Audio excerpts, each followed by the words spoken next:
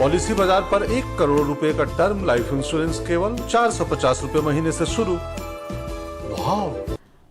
Well, on a day that the Supreme Court has upheld the legality of the centre's shock move to demonetize notes back in 2016, joining us now is former finance minister and one of the most senior lawyers who argued this case in court, in the Supreme Court, is Mr. P. Chidambaram. Mr. Chidambaram, thanks very much for being with us.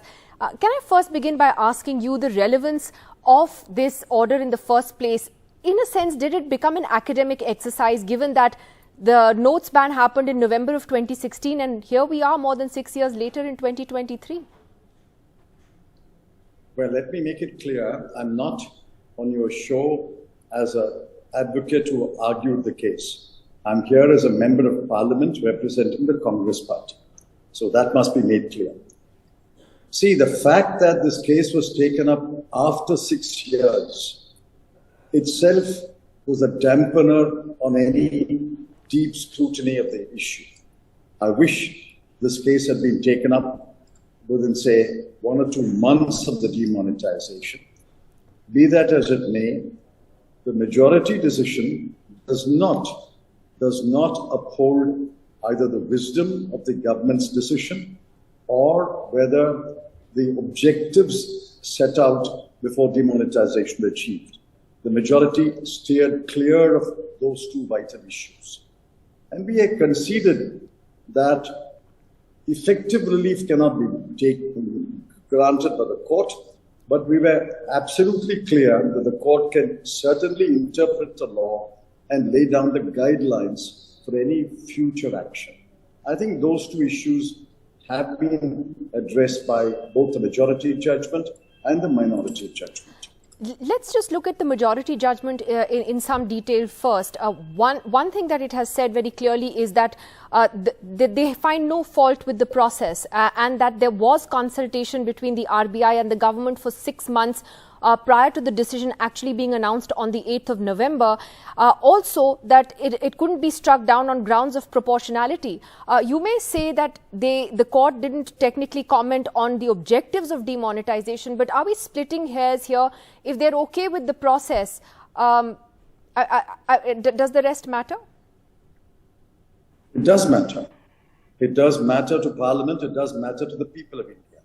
You follow a process, but you don't achieve your objectives, then why did you put people to so much difficulty and hardship? Anyway, now that the majority has declared the law, we are bound by the law. We bow down to the law. But read the majority along with the minority. The minority has explained that there was practically no consultation.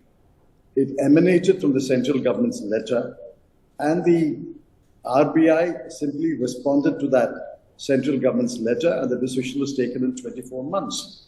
Therefore, we have a majority, we have a minority, and as I've said, a famous Chief Justice of the United States said, the dissenting judgment is an appeal to the brooding spirit of the law, an appeal to a future date when a later decision may possibly correct the error which the author of the dissenting judgment believes that the court fell into. I'm only quoting a famous statement by a former Chief Justice of the United States, which has been quoted several times by the Indian Supreme Court. Are you suggesting, in a sense, that the dissenting judgment may, in fact, hold greater significance in how future decisions may be taken by the government, in that she has pointed out, that Parliament should have been taken on board on a matter of such national importance, etc.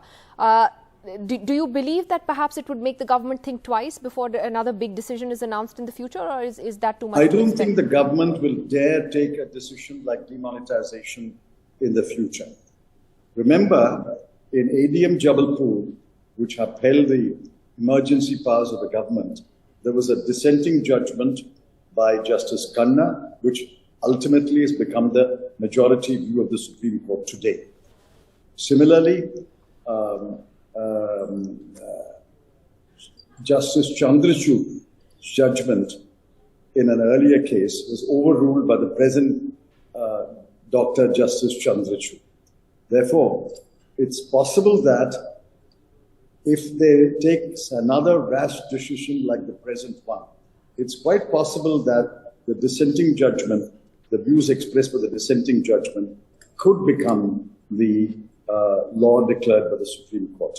I'm only hoping it will happen, but I doubt whether the government will dare take another decision like demonetization. Mr. Chidambaram, today the BJP has made the argument that the Congress has opposed demonetization because that it ultimately helped India's poor, it helped the digital economy grow, it prevented any leakages in direct benefit transfers to the poor, etc. The data on this, of course, is mixed because you've seen, the sort of digital economy grow, but you've also seen far more cash come back into the system than before demonetization. How would you respond to their justification for it?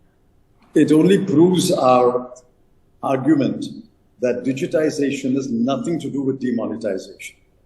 Without demonetization also, the digital economy would have grown. What they said was cashless economy. Then they modified it to say less cash economy. Now, what is the situation today? We today have twice the amount of cash circulating as it was on November 8, 2016. Twice the amount of cash. I think about 17 lakh crore has become 32 lakh crore. Therefore, our argument has been vindicated by the facts that digitization has nothing to do with demonetization. Without demonetization also, there would have been rapid digitization. All right, Mr. Chidambaram, we'll leave it there for now. Thank you very much for joining us on that important story as the political fallout and the debate over demonetization continues. Thank you. Thank you.